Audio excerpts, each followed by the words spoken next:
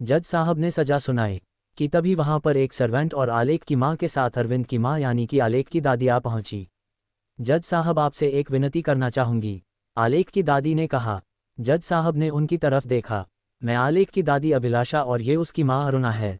जज साहब मैं जानती हूं कि आलेख का गुनाह माफ़ी के लायक नहीं और मैं माफ़ी मांगती हूं।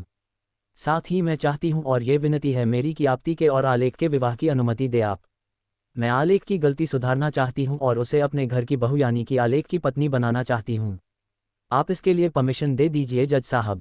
दादी ने रिक्वेस्ट की। माफ़ कीजिएगा पर कानून अपना फैसला सुना चुका है। अब कोर्ट के बाहर बात हो सकती है और यह डिसीजन आदर्शनी जी का है क्योंकि वह आपती की मां है। अगर आदर्शनी जी के साथ आपकी कोर्ट के बाहर रजामंदी और सहमति हो जाती है तो आप ये कर सकते हैं और आलेख की सजा खत्म कर दी जाएगी। पर यह फैसला मैं नहीं ले सकता, जज साहब ने कहा और उठ खड़े हुए। उसी के साथ सब लोग बाहर चल दिए। बाहर निकलते ही आलेख की दादी ने आदर्शनी के आगे हाथ जोड़ लिए। जानती हूँ बेटा माफ़ी के लायक नहीं हूँ मैं, पर यकीन मानो मेरी कभी कोई गलती नहीं थी। मैंने आरती को भी बहुत रोका था पर आरती के पिता और भाई के आगे मेरी एक नहीं चली। तो वहीं जब से मुझे इस बात का पता चला कि आलेख ने ऐसा किया है तब से मैं लगातार अरविंद को समझा रही हूँ कि बात को खत्म करें। आलेख की गलती है तो गलती को स्वीकार करें और प्रायश्चित करें। यहाँ तक कि मैंने कल इन लोगों से ये भी कहा था कि आपती को इस घर का की बहू बनाएं और उसे न्याय दे। अम्मा जी बोली। अम्मा जी आपसे मुझे ना ही पहले कभी कोई शिकायत थी और न आज है। पर एक बात आप गलत समझ रही है, आदर्शनी बोली। तो अम्मा के साथ साथ बाकी लोगों ने भी उसकी तरफ देखा। आलेख ने गलती नहीं की, गुनाह किया है। गलती को सुधारा जा सकता है और माफ़ भी किया जा सकता है पर गुनाह की माफ़ी नहीं सजा होती है। रेप एक गुनाह है और गुनहगार को सजा देना जरूरी होता है, ना कि उसी गुनहगार के साथ उस लड़की को बांध देना। ये तो उस लड़की के लिए दूसरी सजा हो गई, कहीं से भी न्याय नहीं हुआ। मुझे जिंदगी भर भी आपती को अपने साथ अपने घर में रखना पड़ा तब भी मुझे कोई आपत्ति नहीं होगी, पर आलेख जैसे भेड़िए के साथ उसकी शादी मैं जीते जी तो कभी नहीं होने दे सकती। जीवन किसने देखा है आदर्शनी, ईश्वर अगर पता क्या करेगा। दादी ने समझाना चाहा। जो भी हो पर आपती को रेपिस्ट के साथ तो मैं कभी नहीं ब्याह सकती। ना जाने लोग ऐसा कैसे सोच लेते हैं कि उसी रेपिस्ट के साथ उस लड़की का विवाह कर दो तो जिंदगी संवर जाएगी। जिसने जिंदगी बर्बाद की हो वो भला क्या ही जिंदगी संवारेगा। और एक बात अम्मा, क्या विवाह ही लड़की की जीवन का अंतिम लक्ष्य है? और उसमें भी विवाह उस इंसान के साथ जिसने उसके साथ इतना गलत किया हो। ये बात मुझे सही नहीं लगती, इसलिए क्षमा चाहूंगी अम्मा, पर आपती का विवाह आलेख के साथ कभी नहीं हो सकता। लेकिन तुम ये भी तो सोचो, आपती जैसी लड़की की शादी होना मुश्किल है। कभी ना कभी तो तुम्हें इस बात की ज़रूरत महसूस होगी कि आपती का कोई जीवनसाथी चाहिए या उसके साथ कोई होता तो अच्छा रहता, दादी ने बोली। तभी अभिराम जाकर आपती के पास खड़ा हो गया और उसके हाथ को थाम लिया। राम, आपती ने मुस्करा के उसे देखा। आंटी आप आपती की फिक्र मत कीजिए, आपती के साथ उसका राम है और उसके राम के अलावा आपती को और किसी साथी की, जीवन साथी की, दोस्त की, किसी की भी ज़रूरत नहीं है। अभिराम ने कहा तो दादी ने आंखें बड़ी कर उसे देखा। जी मैं आपको बस अभी यही बताने वाली थी, आपती के लिए मैंने उसे चुना है जो न सिर्फ उसे शारीरिक और मानसिक रूप से समझता है, उसका साथ देता है, बल्कि शायद उसे चाहता भी है। और हर माँ बाप अपनी बेटी का विवाह ऐसे लड़के के साथ करना चाहते हैं जिसके साथ उनकी बेटी सुरक्षित रहे, खुश रहे और जो उनकी बेटी को बहुत चाहे। और इस हिसाब से आलेख कहीं भी नहीं बैठता और आपती का विवाह तो अभिराम के साथ ही होगा, और वह भी तब जब आपती समझने लगे, जब आपती थोड़ी बड़ी हो जाएगी और इन सब चीज़ों को समझने लगेगी, मेंटली इतनी मैच्योर हो जाएगी कि विवाह और विवाह जैसे संबंध को समझ सके। आदर्शनी बोली। अम्मा खामोश रह गई। ये तुमने ठीक नहीं किया आदर्शनी, तुमने आज सबके सामने यह बात साबित करके कि तुम्हारा विवाह जायज़ है और मेरा नाजायज़ गलत किया। आरती ने नाराजगी से कहा। मैंने कभी नहीं चाहा था कि तुम्हारी गृहस्थी बर्बाद हो या तुम्हारा विवाह गलत साबित हो। ये तो तुम ही हो जो सालों से ही करती आए हो।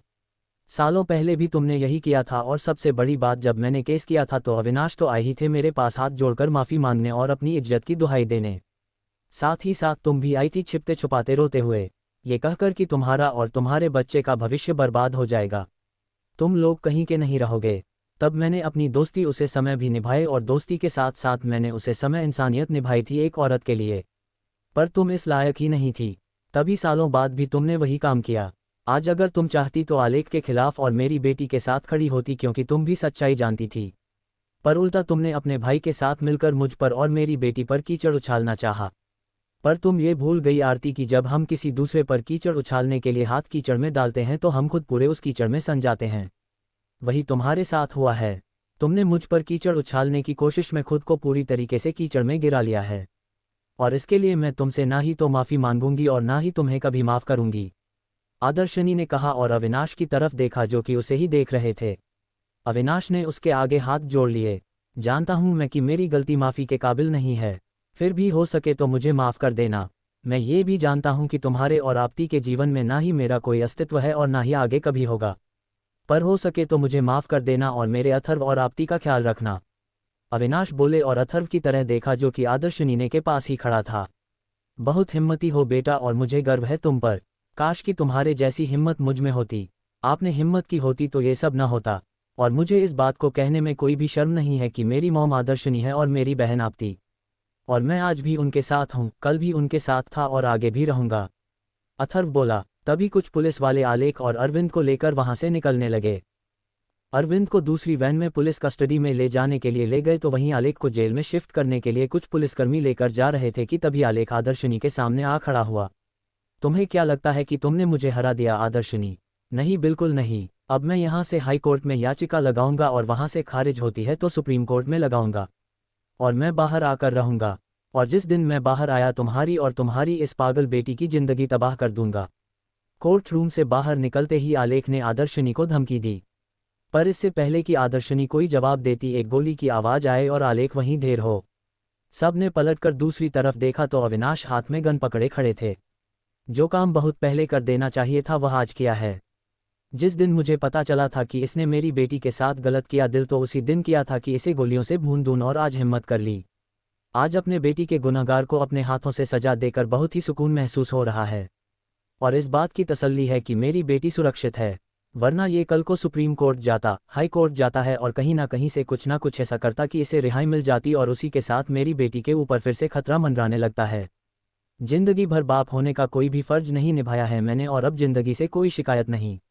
बस चाहता हूं कि जाते जाते कुछ अच्छा करके जाऊं, अविनाश ने कहा, और इससे पहले कि कोई कुछ समझता अपने कनपटी पर गन लगाकर गोली चला दी। क्रमशः डॉक्टर शैलजा श्रीवास्तव,